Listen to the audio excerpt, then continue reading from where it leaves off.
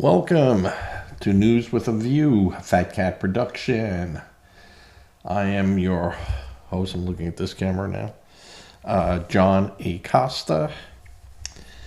This is March 18th, 2025. This is episode 50.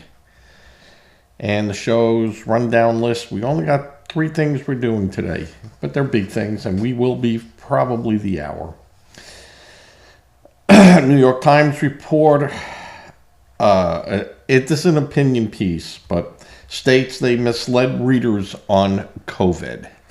So, the second, President Trump defies court order on deportations. Now, that's a biggie, but not really.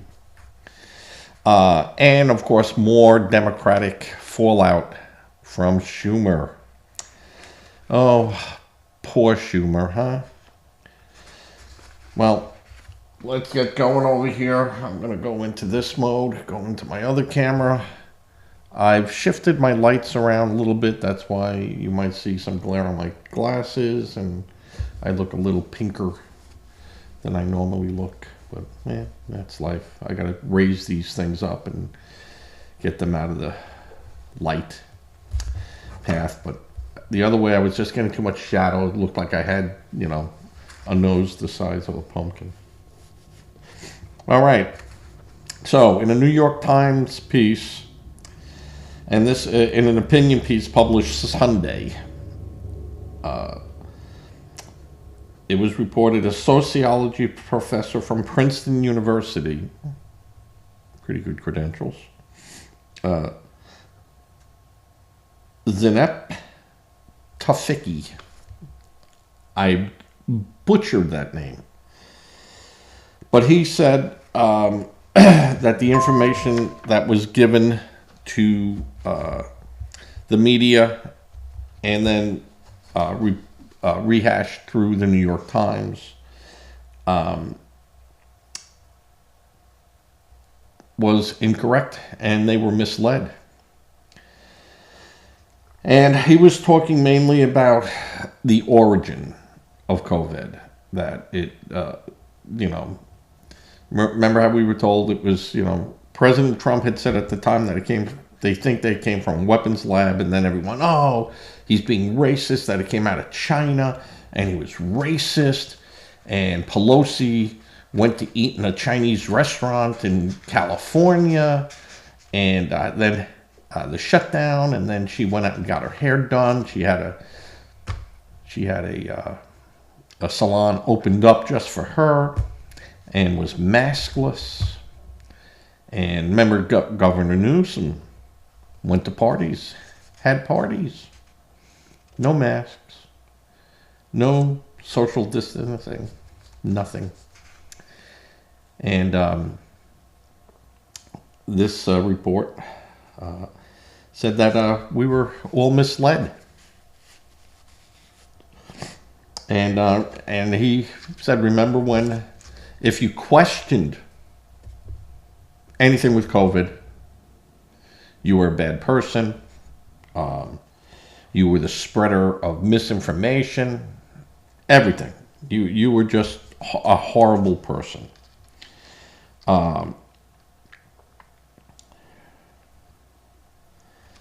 So the New York Times has said that they intensely pursued every theory that led to the origins of COVID-19, documented the political debate, funding, influence, and shifts in thinking among the scientific community, and reported on China's censorship campaign that it said still has stifled the search for truth.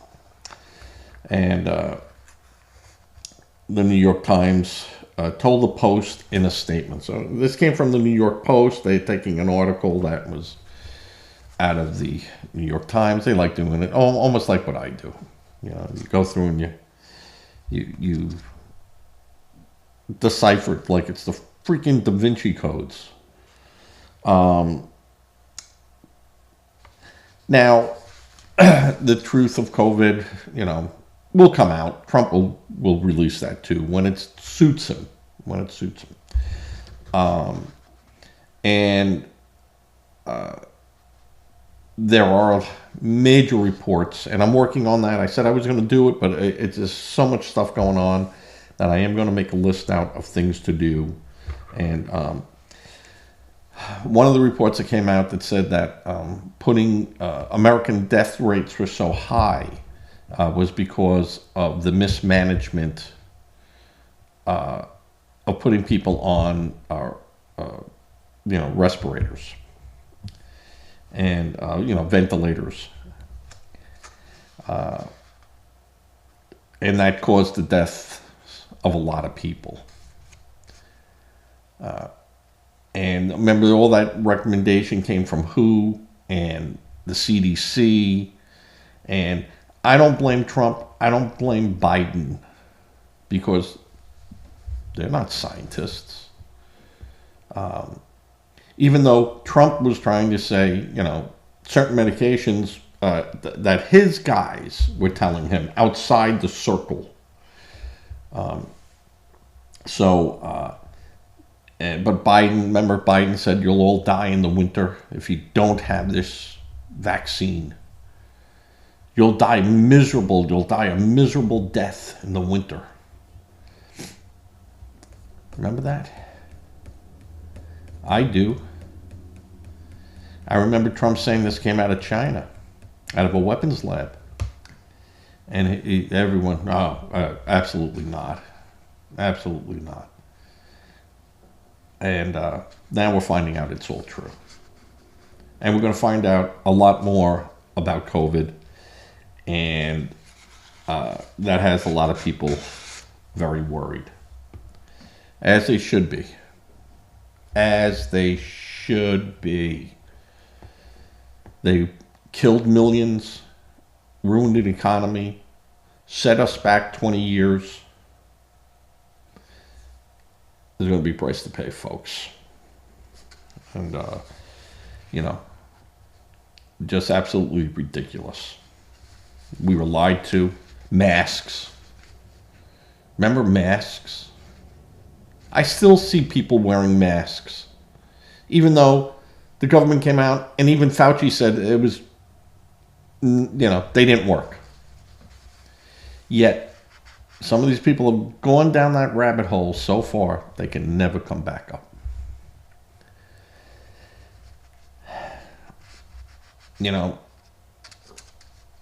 COVID was real. Our response to it? Yeah. Yep. Lied to.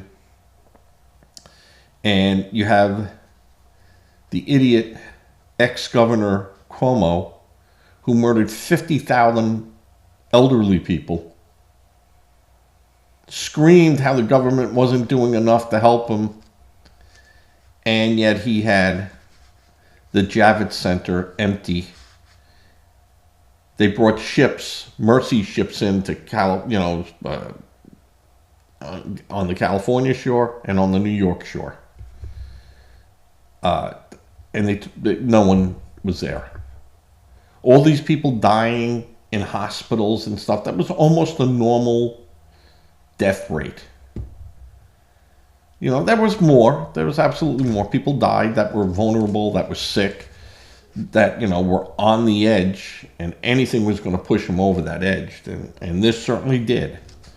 This took healthy people and took them to the brink. I can only imagine what it did to unhealthy people. But the idea that bodies were in the street and lining up, no, that was because they stopped mortuaries. There was no place to bury them. They shut everything down. This is why they had to bring in refrigerator trucks for the dead, because you weren't burying them. They weren't being cremated. Everything was closed. This was all a lie. Perpetrated by the Democrats. And was it a plan to see how far they could go in taking your rights away before you'd start screaming and yelling? So many people just stepped in line. And now they think back and they go, how could I have done that? And it's the same thing that the Nazis did when people go, I can't believe they just walked into concentration camps. Well, they were being told, you're going to be okay. Everything is going to be fine. Just follow us. We're not animals. And you had the Democrats doing the same thing. So you know what? I know I look at both sides of the story, and I really do.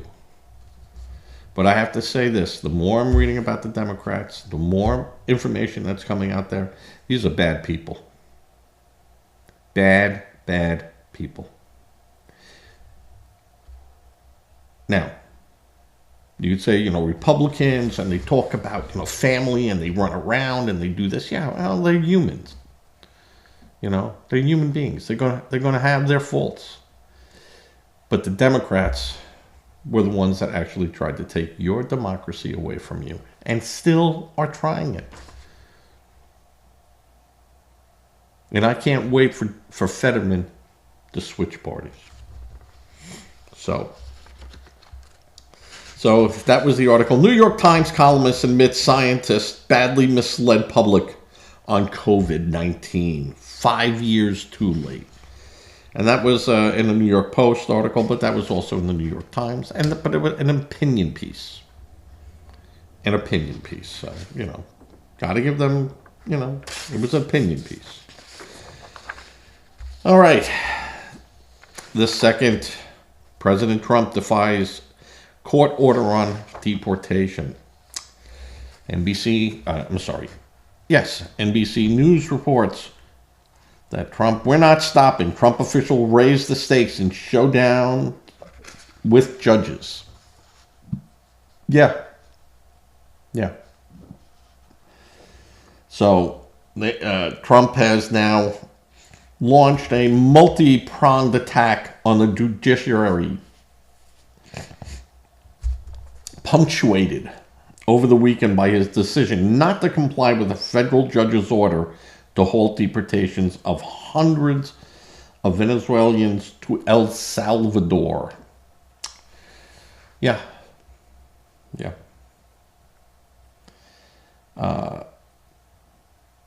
There are reasons why that was done. Number one, I think one of the orders that the judge gave verbally, the planes were already over international waters, and the judge has no saying on it. I don't think the judge has any saying on any of it. That under Article 2 of the Constitution gives the president the ultimate right. And then citing, of course, the 1783, whatever.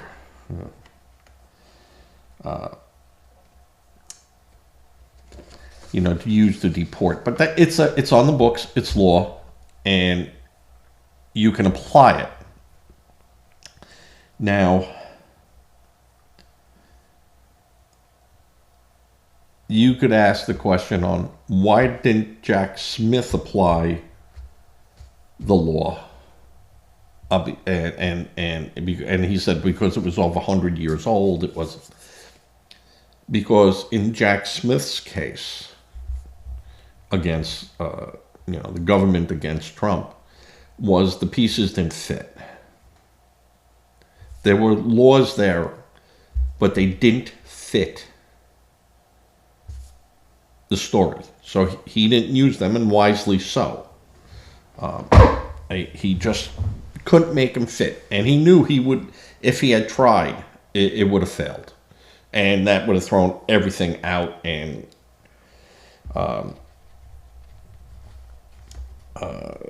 it would have caused a problem. And once President Trump won the election, that was over. It was done for. They tried to do all this to swing an election.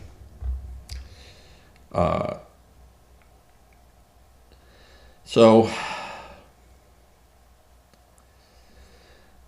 the courts, mainly the Supreme Courts, have mainly stayed on the sidelines with this, and same with federal judge. But of course, they go to federal judges in California. And this judge that ruled against this is now being found out that his wife and his daughter are extreme leftists on leftist causes. And that in itself is not a problem. It's allowed. You can be for a leftist cause. I mean, that's part of our democracy. But a judge who could be influenced by that should at least make it known to the courts. And you could say the same thing about Clarence Thomas and his wife and things. You can make that argument. They're parallel. You can make that argument. But I think in this case, that judge is going to find himself being in somewhat hot water.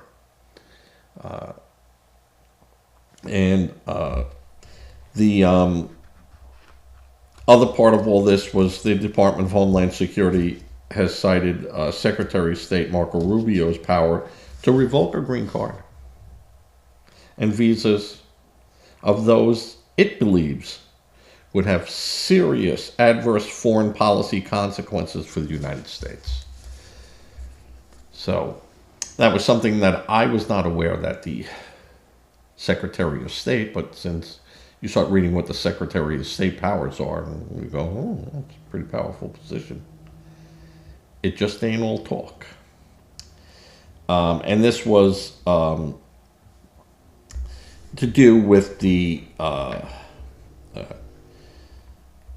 Palestinian activist at Columbia, where they took him, revoked his green card, and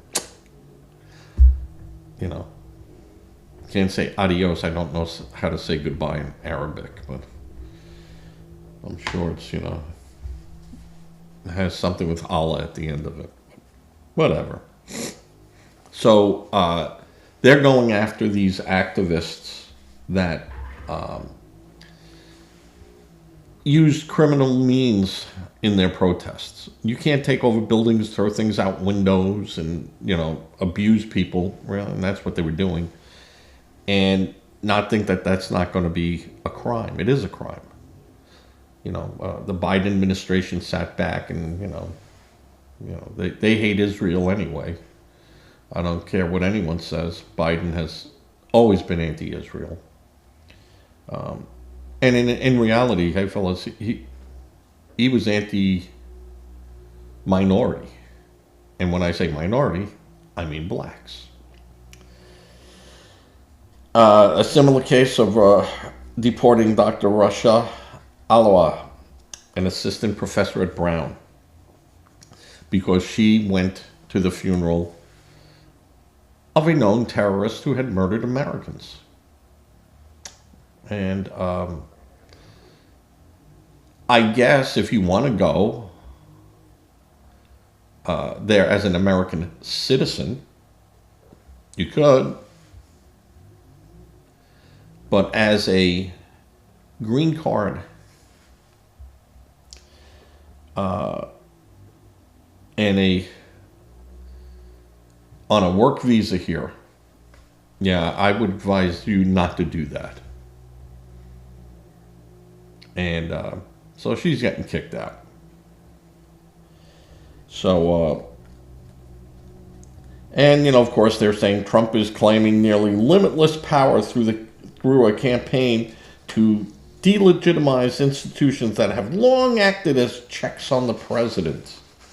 And this is, of course, under Article 2, which, again, I say it's stated, and I'll tell you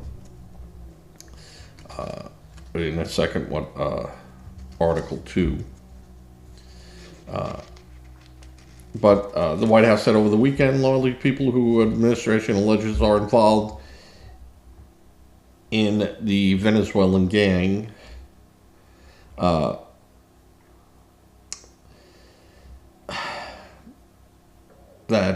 they go under the 18th century Alien Enemies Act. Well, Congress could go in there and remove it, I don't think they're going to stand a chance of doing that. And Trump said a single judge in a single city cannot direct the movements of the deportees that have left this country, meaning that these guys already, Trump administration wisely moved these people out before a judge could gavel his hammer. And, the judge had said, even if these planes are in the air, turn them around and get them back. And once they leave American airspace, this is the claim of the administration, those planes, you don't have to do it. They're in international airspace. Now if those were American airplanes, because you fly into international airspace, you don't lose your port of exit rights, meaning, these are still U.S. airplanes. And as such, the pilots are American, and as such, as the aircraft is registered in America, or it's a military plane, or whatever it is. Yeah. I think that in the end, it will be much to do about nothing. But I think that the Trump administration might have gone over the line here with going to that conclusion that, well, it was already out of the airspace, and we couldn't do anything. It's like robbing a store, not a bank, because federal is different. But robbing a store, and then going into New Jersey, and the New York police go, well, guess we can't do anything about it. Can't call them back. We'll file a report. And so to say they were out of the jurisdiction, I don't buy that. I think that will be a hard step for them to go. Now, they could go, all right, yeah, I guess we made a mistake, but what is done is done. The old adage of, better to ask for forgiveness than ask for permission. I don't know.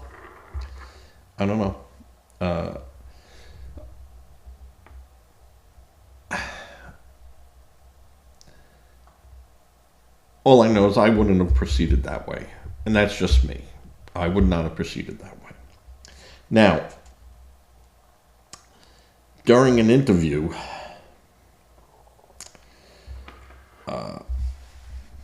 this was a good one. Stephen Miller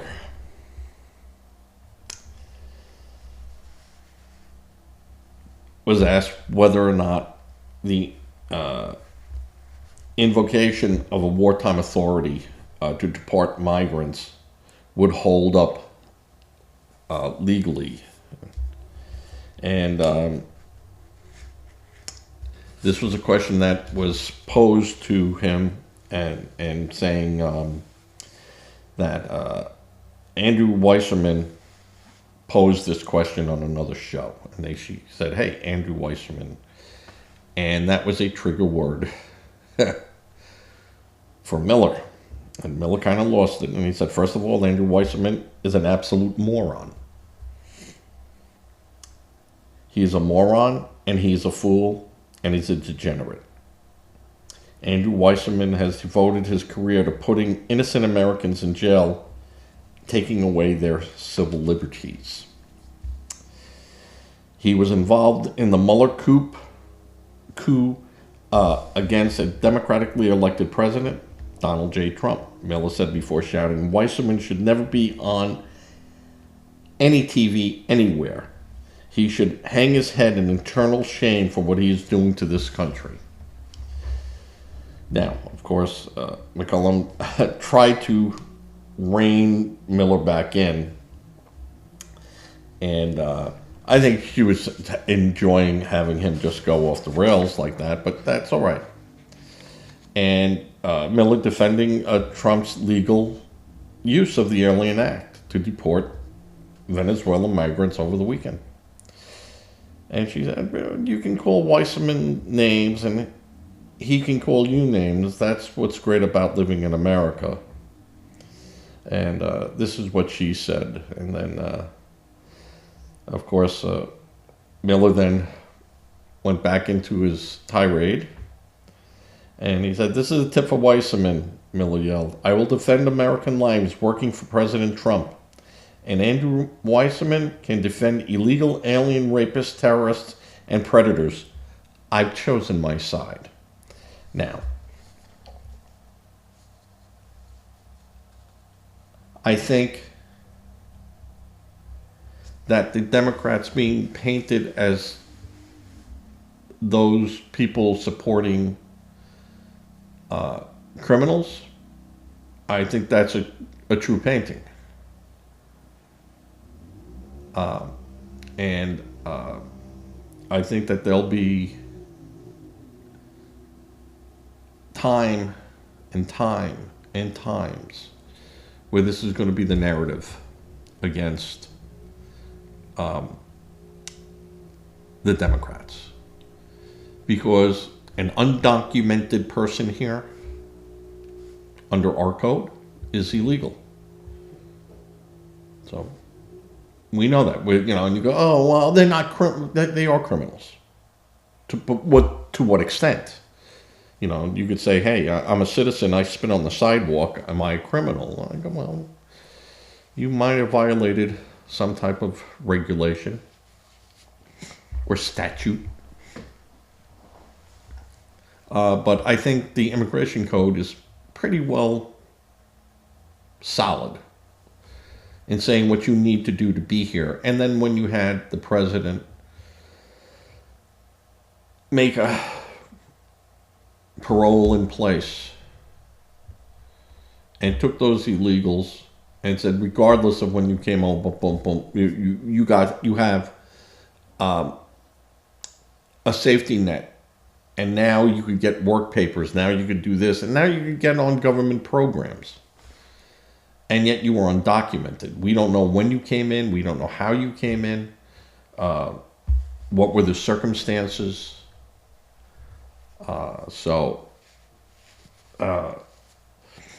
the Biden administration really played footloose with that. And that's going to be a huge talking point during the midterms. Now, the president's authority over the executive branch in constitutionally vested Article 2, which states, the executive power shall be vested in the President of the United States of America. This means the president is head of the executive branch and responsible for enforcing laws. But this power is subject to checks and balances from the other branches. And part of that, and this vesting clause, the president means the president is responsible for enforcing laws passed by Congress. Well, guess what? That 1798 law, still on the books. So he gets to use that. You might not like it, but he gets to use that. The president also has the power to appoint and remove executive branch officials. And that is true. Of course, he can appoint them, and then they go through the Senate, and the Senate confirms them and places them in there. But those people also in there, this doesn't really say, there are rules on how these people are appointed and how they are removed before finishing their terms, other than a voluntary resignation or force of death or something of that nature. Also, the president is the commander-in-chief of the armed forces. The president can issue executive orders, which are directives that have the force of law, but cannot contradict existing laws. And that is where that this is where things get murky for any president. Biden, certainly his stuff was going to have to be approved, and people were going to fight it. It takes time. And the checks and balances. The president's power is not absolute and subject to the checks and balances of the legislation and judicial branches. Congress can override a presidential veto with 2/3 of the vote. That's one check and balance. The Senate must approve presidential appointees and treaties. That's another check and balance. The Supreme Court can declare executive actions unconstitutional. Now that is the biggie. That is the biggie.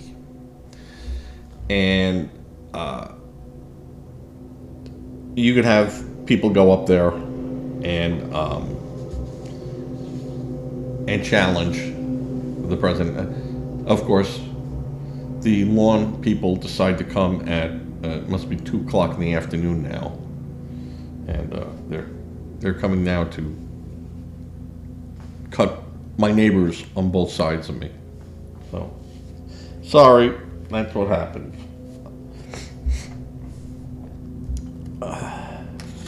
And that is the big news with the deportation. I think in the end, Trump will win the right to deport gang people.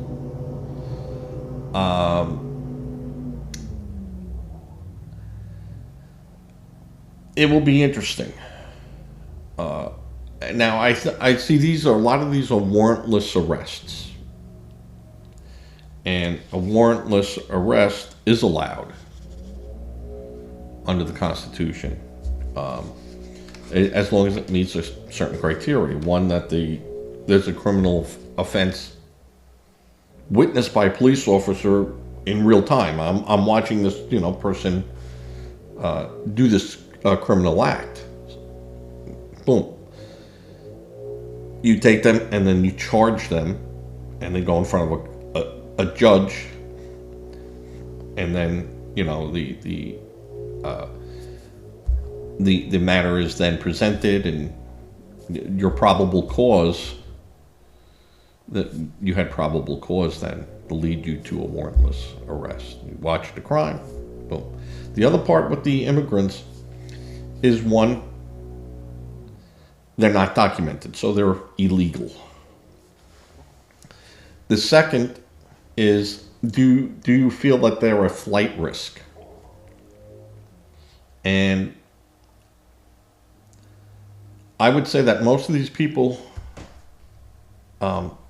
if they have not, even the ones that came over and they were given okay, we know who you are and we're giving you temporary status, but you have to show up for court on this date, and you fail to, well, you're a flight risk.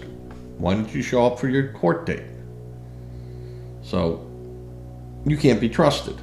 I'm not going to give you a second chance of that. Now you're arrested, now you're deported. I think those cases will hold up. But I think the people that have that get arrested under this, and either have appeared and now are waiting for a second appearance, or they are waiting for their first appearance and go, hey, April 18th, I got to be here, and they're not a flight risk. They haven't done anything wrong yet to do that, and they are somewhat documented. They're not, they might be under a temporary or type of thing, but if you were under a temporary one and that has expired because you haven't done what you needed to do, you're out. You're out. There's going to be no, justice. You'll have these immigration people, reform people going scream, well, you got to give them a second chance. They're afraid, they got someone like Trump hunting them down. And, it's not Trump. It's called the law. We have laws. You know, the governor isn't hunting people down who are criminals. It's law enforcement duly sworn to do exactly that. So this idea of, Trump is hunting them down, Trump isn't hunting them down. Trump is just saying, in Article 2, it's my responsibility to carry out the law. And I'm doing it. Now, if you don't want to follow the law, well, now I'm going to have a problem with you because, why have a law if you're not going to obey it? So, I think that in the end, Trump will win this, and this will be a bad day for the Democrats because it's going to be proved that they were bringing these people in with the idea of getting them to vote, to make them, to replace the black voters who are no longer supporting them. They found a new crop. They went out, and that field isn't yielding what it used to. So get me a new crop and a new field. And that's what they did. And Democrats, it's going to cost you dearly. The next 12 years are going to be horrible for you. Unless you jump on the Trump bandwagon, which I suggest you do. I suggest you jump on the Trump bandwagon. Now, the other thing that is the more Schumer, Schumer. And you have your AOCs and people supporting it 10%. The Democratic approval rating is the lowest ever recorded. Even though you have reports, saying, but individual states are very happy with their Democrats. No. These are the same polling reports that, like I said that in another podcast, that had Harris taking Iowa by 30 points and winning Florida and Texas and sweeping the swing states into a victory.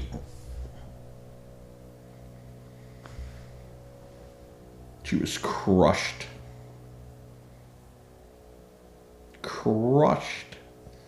And these same media people now trying to say people are unhappy with the Republicans and with Trump, and this isn't what they signed up for. No, it couldn't be furthest from the truth. We want Trump doing more. Trump is doing exactly what Trump said he was going to do. And you people don't get it. You Democrats, you liberals, you progressives, you don't get it. Us stupid, ignorant people saw through your lies. Saw through your shenanigans. Saw through your witch hunts on the president and turning over everything you could to try to get at him. You don't think the American people look at that and go, holy crap, how are they allowed to do that? And you got your Schiffs and your Pelosi's, horrible people. Green, probably, and Waters, love to see what's behind their scene. And even Waters when Doge was finding stuff, and she goes, I don't know what they got on me. We don't know what they got on us. Well, if you didn't do anything wrong, they got nothing on you. So, yeah. Oh, I'm waiting for that shoe to drop, and that's going to drop, at the midterms. Oh, I can't wait. This is going to be fantastic. And Bob, you can defend them all you want to defend them, but the truth is out there, Bob. And that's Bob from New York, who is an astute and well-read liberal. Okay, so more fallout. Representative James Claiborne, South Carolina, said he doesn't know what happened last week that resulted in Senate Minority Leader Chuck Schumer and 9 other Senate Democrats voting to advance the GOP continuing resolution to keep the government open. Really? You don't understand. You don't know that a government shutdown would have been horrible and would have been pinned right on you guys.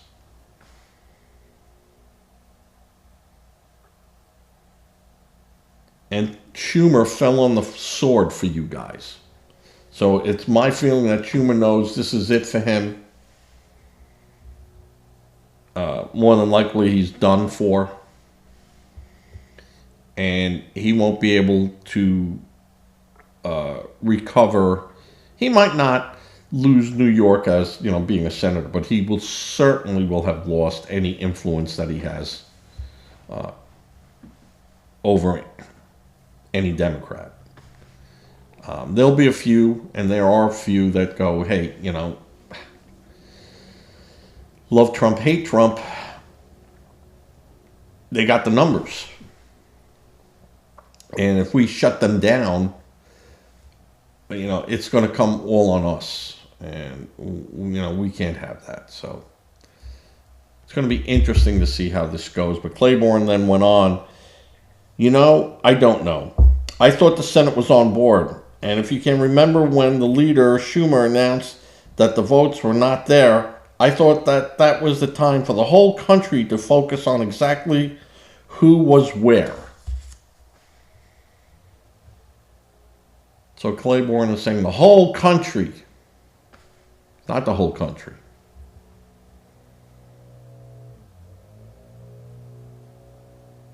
And if you went with the whole country, you'd have to go 53 to 47. Because that's how the Senate breaks down. So it's not the whole country. It goes by the majority. Now, in reality, you really needed 60 votes to get there. And all they needed was 3 Democrats, and this would have happened anyway.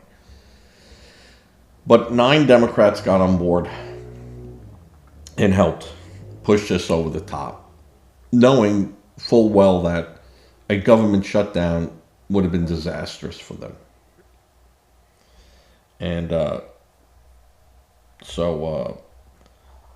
and of course, Claiborne pointed out the Quinnipiac University, University polling data shows the plurality of the American public would blame either President Trump or the Republicans for a government shutdown. No. Because the Republicans would have voted all for a continuation resolution. And the Democrats would have shut that down. And they wouldn't have blamed the Republicans or Trump. Now, the Democrats tried to scream that there were things in that continued resolution, or, the continuation of the spending bill. That gave Trump more power. But in reality, they knew that he had this power basically already, and to challenge him on stuff that they know he has already would just show the folly of what they did. And they weren't going to do that. So they voted with the Republicans, and it got passed. So Claiborne fiercely defended House Minority Leader Jeffries, who Claiborne said was blindsided by Schumer's support for the resolution. And if you remember, the day before all this went down, Schumer got out there and, he called the Republicans, he called the GOP bastards. Now, again, he immediately stepped back and said, "Oh, I'm sorry. I'm so upset." Well, if you're so upset that you don't know how to use words, that I can only be, now concerned that your actions might also be in jeopardy here. So I have a problem when I hear these people go, "I didn't know. I had no idea. I'm so upset." Well, if you didn't know, and you had no idea, and you're so upset that you just say things like calling us garbage and bastards and trash and ignorant, that's going to come back to you. And it has come back to you. You lost everything.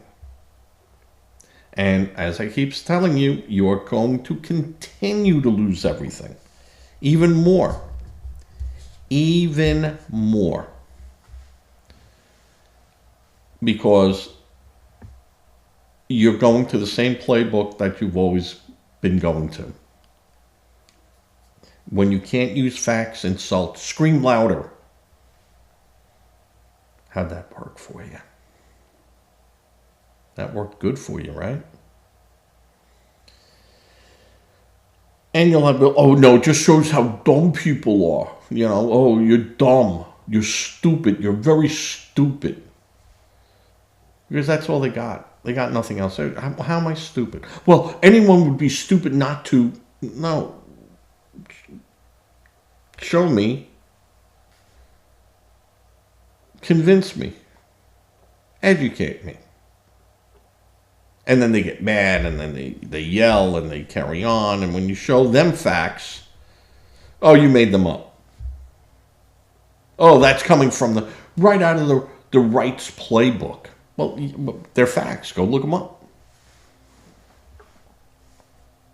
And there are certain things that the president has done that he cannot do.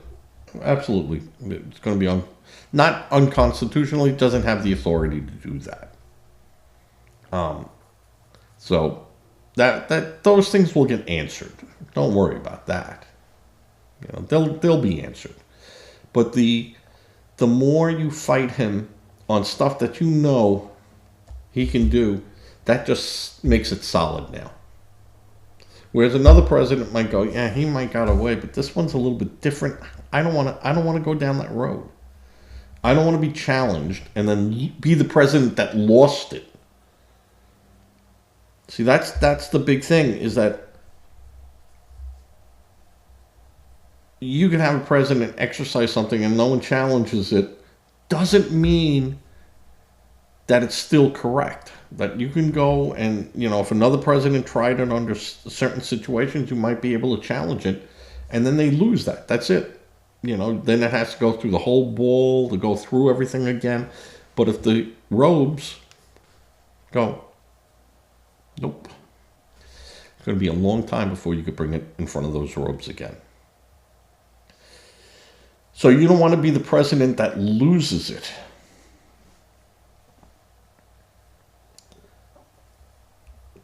But by what the Democrats are doing, Trump has nothing to lose. He has nothing to lose to be challenged.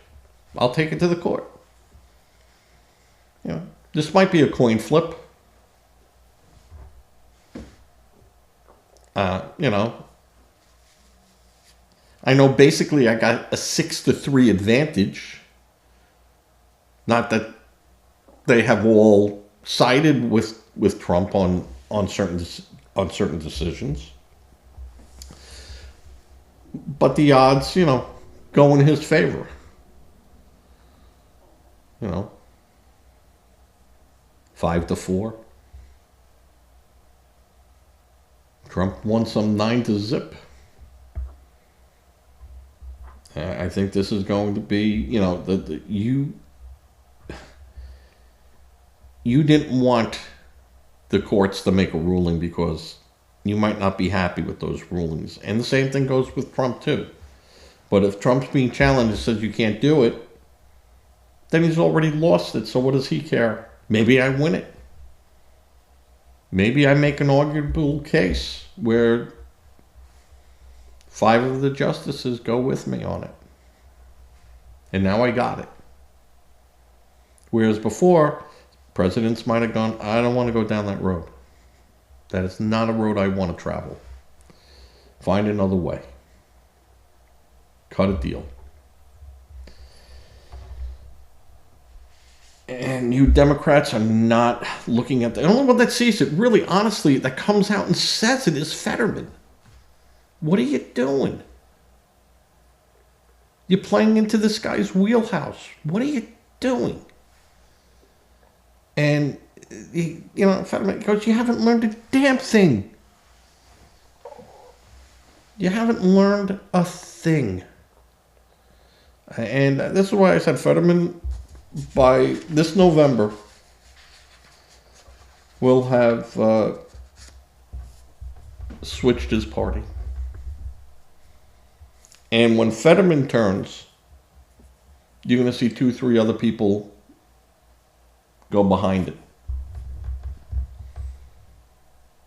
And you will have made the GOP even stronger. And you guys just don't see the picture. Or you see the picture, but you refuse to acknowledge what everyone else is seeing. And it's going to cost you. And it ain't going to be pretty, folks. And you know what? That's the way it goes. And you guys just keep making the same playbook mistakes. It's a shame, because there are plenty of good Democrats out there that have good ideas and good values, and you know, but they're being crushed by their party. You know, who said it the other one? You know, another one that said it ain't black enough. Your comments aren't black enough. You know, I mean, again, you guys are going to lose it, and you're going to continue losing it, and I don't know what's going to happen with you guys. And I've said it before, I'm not locked in step with anyone. I believe in my heart that Congress should only be 50% and the Senate should only be 50%. And you can't do anything unless you have a 10% above that consensus. So you have to work with the other side. The president should only have 10 in his 4-year term executive powers, unless Congress authorizes more. And even that, it's got to go through the whole process of doing it. Because there might be circumstances where the president needs a lot of executive orders to get things done. But see, that's a failure of Congress. So if Congress were to vote to give him more, then Congress could vote to fix whatever problems there are and do it through legislation. the way it's supposed to be done. And that's why I don't like a total red house or a total blue house. Because it just doesn't feel right. It feels like the butcher has his thumb on the scale. And that's just me. That's an opinion from me. My opinion. My show, my opinion. All right, with that, I'm going to cut this short. I'll be rendering it out. Tonight is card night with the boys. So I'll be going over this. If I always listen to this show twice before I do my edit, and I never edit, only one time because the switcher died. And I had to resplice it. I don't edit the video, and I don't edit the commentary. I'll make corrections up there that says, dummy, you were wrong, used the wrong word, you quoted the wrong person, and things of that nature I will put up there. And of course, I have gotten where I have missed it, and that's not the word to use. I'm like, oh yeah, you're right. I did a slip Mahoney, used the wrong word to describe something. But that's from the Dead End Kids, East Side Comedy. Go look it up if you don't know. Most of the people watching this know them by heart. Most of you, Bob. And with that, I'm going to say good night, peace, love, peace and love, peace and love. Give it to a charity of your choice, but make sure it's a registered charity. Don't be a victim helping victims. Say a prayer. Prayers do work.